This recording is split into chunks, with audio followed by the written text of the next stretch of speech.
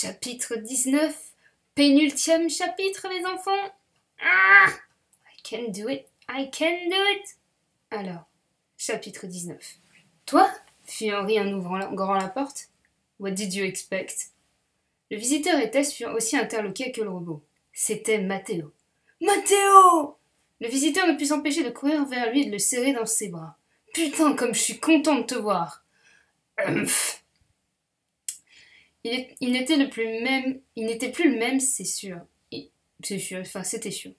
Il avait changé ses vêtements de la brigade d'intervention musclée contre des haillons de l'époque. Il avait des griffures au visage ainsi qu'un œil au beurre noir, au point que sa cicatrice au front passait inaperçue. Ses cheveux avaient poussé et cachaient ses oreilles. En bref, il était amoché. Et sans doute pas que de l'intérieur. Ça me fait triper. J'étais en mode... Ah, il faut qu'on fasse un œil au beurre noir, genre Matteo qui a un problème à un œil.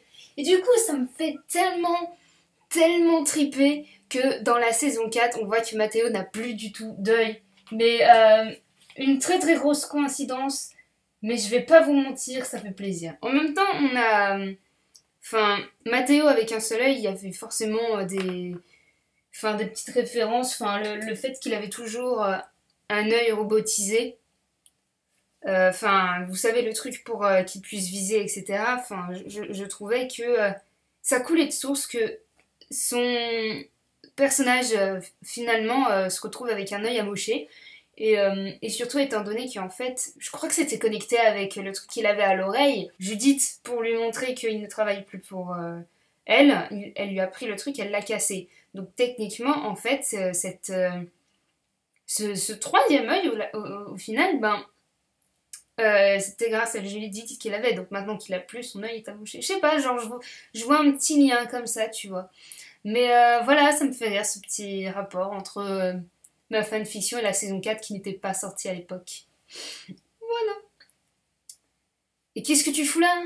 J'avais gardé le bracelet des missionnaires. Je suis désolée, ça fait un petit peu voix de gros bâtard, alors que là, franchement, c'est un personnage qui a vachement évolué entre deux saisons, quoi. Du coup, j'ai appris pour votre pote qui s'est fait enlever. Et tu es venu nous aider? Tu es venu nous aider? Ouais.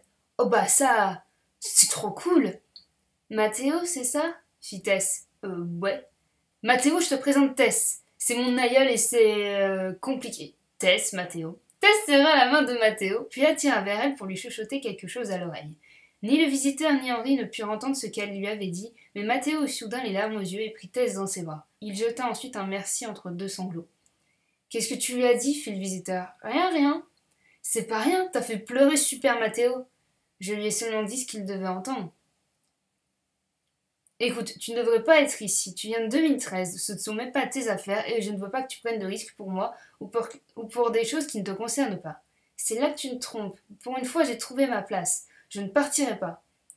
Le visiteur soupira tout en triturant une feuille de papier. Bon les gars, dit le visiteur en s'adressant à André et Mathéo, on a besoin de se préparer pour un affrontement plutôt coriace. Là-bas, il y a des mecs assez costauds. Je compte sur vous pour les exterminer comme des Daleks. Par contre, les personnes qui ont enlevé Francis, j'en fais mon affaire. Vous deux, vous me suivez jusqu'au bunker. Tess, tu sais quoi faire. Oui, donc entre quand le visiteur triture une feuille de papier et il s'adresse à André et Mathéo, il a dû discuter avec Tess. Voilà. En fait, on voit pas parce que je suis en train de lire, mais il y a l'espace, tu vois, il y a un changement de paragraphe. Bref. Hein? Fit Mathéo. Donc au final, on fonce dans le tas. Le visiteur le regarda avec un petit sourire, un regard d'illuminé. Et lorsqu'on connaît le visiteur du futur, on connaît ce regard. J'ai un plan. Gros bourrin, médium flemmard et petit fripé sont dans le bunker. Il se demandait pourquoi il n'avait pas mis au rendez-vous plus tôt car il s'ennuyait à mourir. En plus, leur otage était tellement pas mort qu'ils ne pouvaient pas jouer avec. Ils avaient cassé toutes les télés qu'ils avaient en stock et toutes leurs cassettes étaient à présent inutiles. Ils avaient bien allumé la radio, mais les musiques ne leur plaisaient pas. Toujours assis sur sa chaise, Francis commençait à avoir mal aux fesses, ainsi qu'à ses poignets attachés, mais il évitait de se plaindre. Ces types n'étaient pas tant que ça des psychopathes, juste des crétins.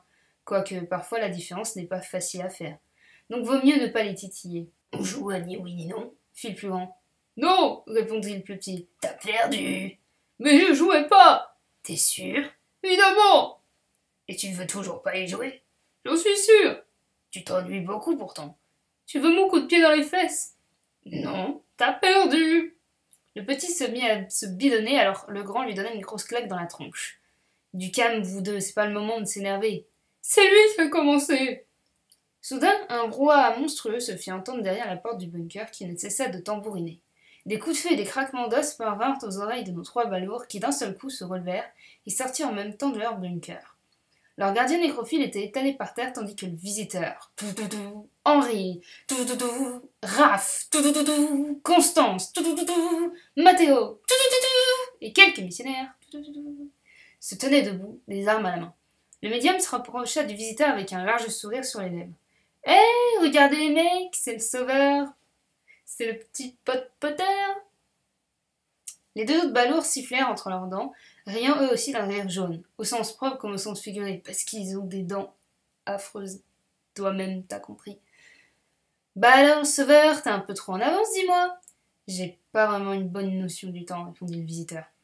Je vois que tu n'as plus ta machine autour du poignet. Tu nous fais l'honneur de nous l'offrir? Vous n'aurez jamais de machine à voyager dans le temps. J'aimerais bien savoir ce qui va nous en empêcher. Mes amis sont là pour ça. Je m'en fous de tes amis. Le médium se rapprocha encore plus du visiteur pendant que ses potes profitaient du spectacle. Parce que voilà. Je veux savoir ce que toi, tu serais capable de faire.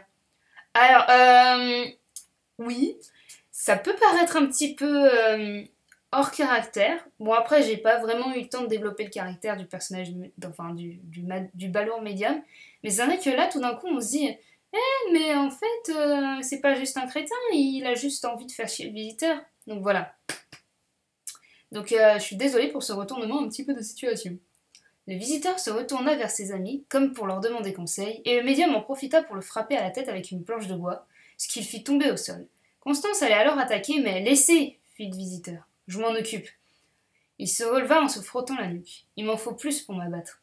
Alors, dit le médium en le menaçant avec sa planche, qu'es-tu prêt à faire pour m'empêcher d'avoir une machine à voyager dans le temps, Le visiteur sentit son âme et la pointa sur le front du personnage. Je suis prêt à tout,